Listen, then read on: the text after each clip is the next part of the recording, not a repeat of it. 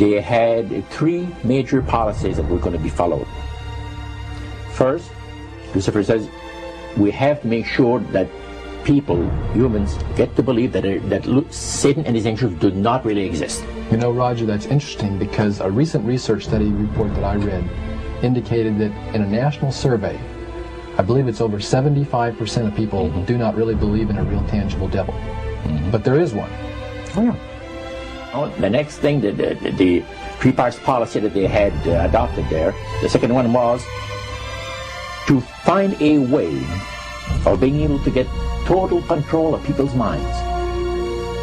And that would be done by taking hypnotism out of the realm of the occult and introduce it as a new science for the benefit of mankind. They felt that by taking hypnotism out of the realm of the occult and introducing it as a new science for the benefit of mankind, they could then use people of great renown, educators, people of capacity, that would do great things, such as supposedly regress people in time to former lives that they had.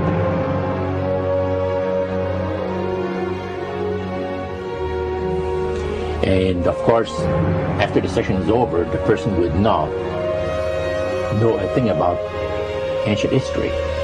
And the person she or he has talked about performing, certain deeds, we'll say, 3,000-4,000 years ago.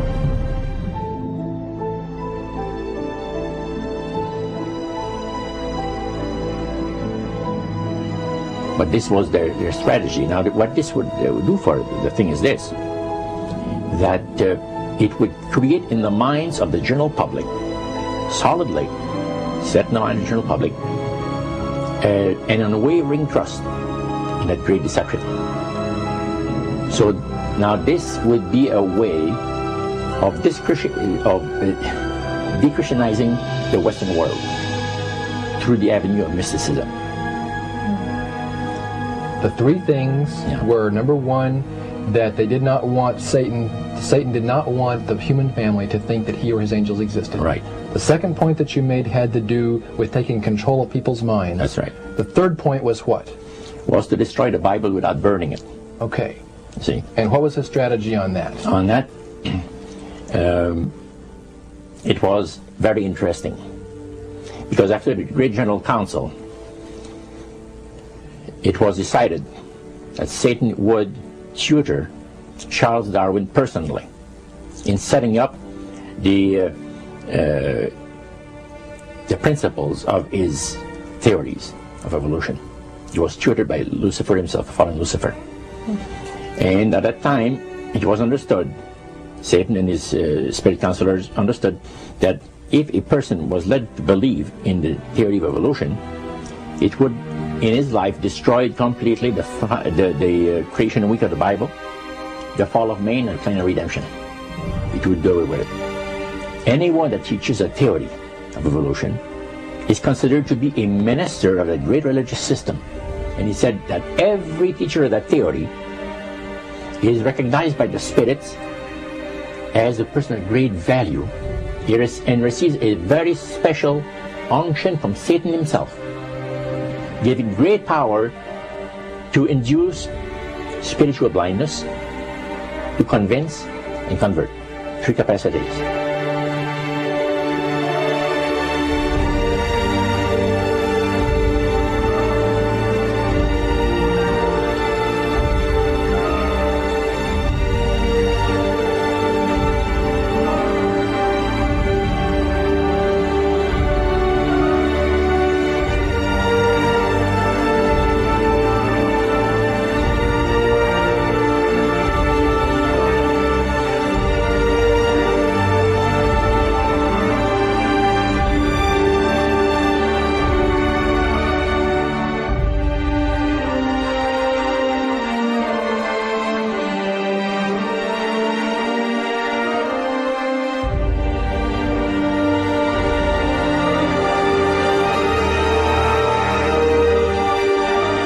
This is the grain plane, the master's grain plane. for harvesting the nations, for harvesting the multitudes of the earth into his cause, just before the close of the great controversy between the forces of good and evil. It's going to be done in a unique manner. This grand plan is going to take people are going to eat the stuff, because it says spirits, demon spirits, will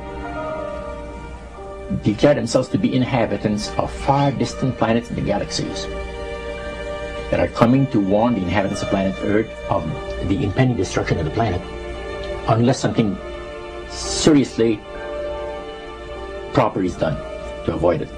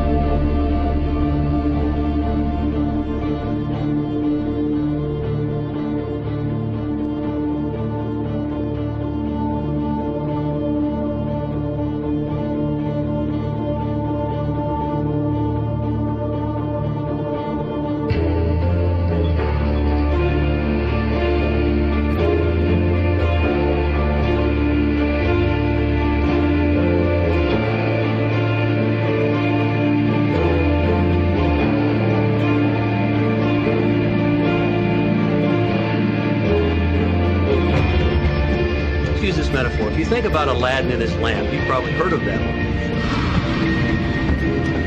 The genie always says one thing. Your wish is my command. You know, the universe is this great genie, and your conscious mind is Aladdin. It formulates the intention of what you choose for your life.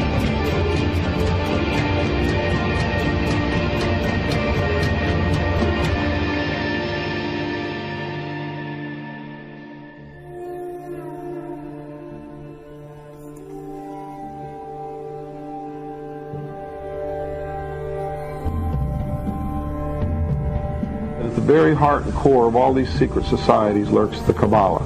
It is a method of encoding information through a system of mathematics and numbers. These people that belong to the secret societies never dared to write down in any language what they knew, what it was that they were guarding, because then someone could steal it and then the secret would be out. So they took this knowledge and they made it occult through a system of encoding, encryption, one of which is mathematics, numbers. Another is architecture. Everybody wonder, why do they have a fraternal organization called the Freemasons? Aren't those the guys that build walls? You bet they do. But every wall they build contains the secrets that have been kept and maintained throughout the ages, and it's encoded in the architecture and in the measurements of the buildings and in the mathematical formulas used to derive the geometry, the shape, the length and breadth and height of rooms. It's all encoded there.